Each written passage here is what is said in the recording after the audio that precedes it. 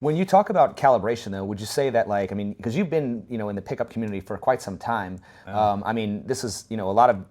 I would almost make the case. I don't know if you would agree with this or not, but that the red pill community almost came out of the pickup community. It did come out of the pickup community. So all basically, of it did. So can you talk a little bit about the transition? Yeah. About like what changed? How did we kind of get to where we are now? Oh yeah, because I was there. I was there from the beginning. A lot of people don't realize this. I mean, I was there before Mystery. I was there before Rolo. I was there before all these guys because I remember in the late 90s when the internet started to have these forums. I mean, this was like 98, 1999. I was looking for other guys to go out with and do like pickup and game. And then I found certain forums. I remember one was called So Suave, another one called Alt Fast Seduction. I think that was probably the first one I found. I was like around 1998, believe it or not. Some of you weren't even born yet.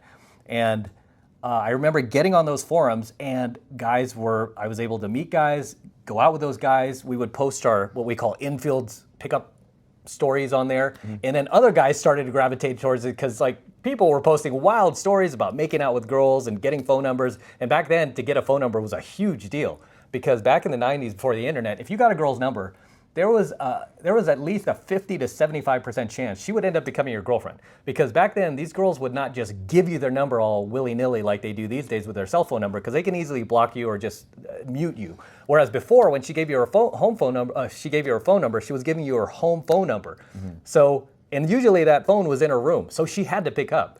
And if a girl really wasn't interested in you, she would just give you a bogus number, which some did, and it's always a bummer. But when they gave you the real number, you knew it's on.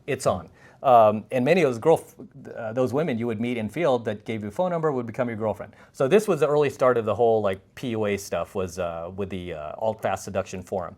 And this was around from 1998 to about, I want to say 2004, 2005. You had another guy named Doc Love, mm-hmm. who was in the space. This is also when Tom Leykis was on the airwaves in LA. Yep. I remember listening to Tom Leykis, and it started to blow me away because I'm picking up girls, and at the same time, I'm seeing what he's talking about with these girls we're picking up, and I'm like, oh my goodness, it's almost like I didn't want to hear it. I was having too much fun. And he was like a dad giving us warnings, like, hey, God, boys, yeah, she can do this, and like, you don't want to listen to it, right? So. Then the Pickup Artist came out, the VH1 television show with Mystery. I don't know if you remember that. And Matador. And Matador, yeah. And I've gamed with Matador a number of times. Mm-hmm. I was hanging with Matador at the Saddle Ranch back in those days. Mm-hmm. And I think the height of it was around 2008 when it's like you could not walk into a venue in LA without like half of the dudes in there doing some form of game, pickup, or mystery method, or Neil Strauss, something they read from the book The Game. It was insane. It got to the point where the women knew the negs. Like the women, like, oh, are you negging me? That's what I was going to get to. They were on top of that. They picked up on. They picked up on that. Yeah. Okay. So this was like 2008. This was the height. And then after 2008, I noticed the shift around 2009 where guys who were not getting success in field started to become disillusioned with the pickup community. And that's when I started to see the first bits of criticism. Oddly, I never saw it before then. It wasn't until around 2009. I saw guys posting on the forums like, you guys are all, like jackasses. You guys are all like pussy beggars. You guys are all, and it's like, okay, where is this coming from? Where is this group coming from? It was guys who were not getting success with women. They started to form their own group, otherwise known as the early foundations of MGTOW. So this is where MGTOW started coming around. Mm-hmm. And then by 2010, that's when I started to notice people. I was like, what is this acronym? What is this? MGTOW? I didn't even know how to pronounce it. Mm.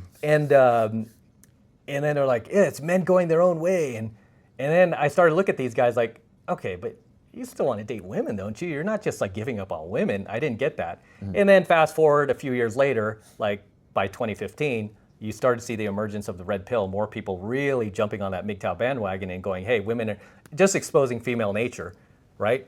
And now, here we are at in 2025, and it's like now guys are shifting not only from the red pill, but to the black pill, where it's gone to like complete nihilism, and it's like give up itis on like, screw women, I don't want to date, and the numbers show that. We just talked about that, how most younger men have never even been on a date, never had a girlfriend, and but to answer your question, where did all this come from? It did come from the pickup community. Like all this stuff, MGTOW, red pill, black pill, white pill, MANOSPHERE, the MANOSPHERE.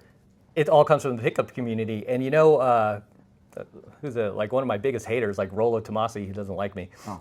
Yeah, he He's said in his videos, like he's admitted that this whole thing, the whole manosphere and the red pill, emerged from those early pickup artists. You're welcome, Rolo.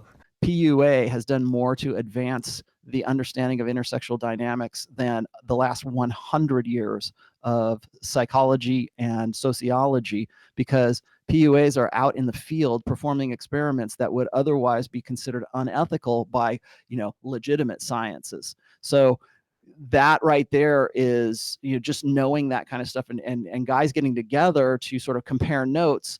Like if you were to do what the Manosphere has done in the last 20 years, and you tried to do it in a clinical research, you would never get money for research for anything like this. It would never be funded to do the kind of experimentation that Mystery Method has done, that PUAs have done. And I want to answer your other question here, is like, a lot of guys seem to think that if you are red pill, you're necessarily a PUA. PUA has become an insult, or it's like, oh, you're a PUA, or you're an incel, or you're so. It's something that it's supposed to be derogatory right now. I have never seen it as derogatory, and I never will, because if it weren't for PUA, you wouldn't have the red pill, and you wouldn't have MGTOW, and you wouldn't have the MRAs, and you wouldn't have any of the Manosphere if you didn't have the early guys studying seduction, who took it the extra mile, who took it past seduction and wanted to understand female nature and really human nature, and then also their own nature of men, the nature between men and women. Because if you can understand the nuts and bolts of guys and women as well, and how that's why I always call it intersexual dynamics. If you can understand that, you can understand a lot of things and a lot of motivations that aren't just about getting laid. It's also about getting divorced, getting married, politics, religion, all of this other stuff that goes into that. So don't come at me and say, well, you're a PUA.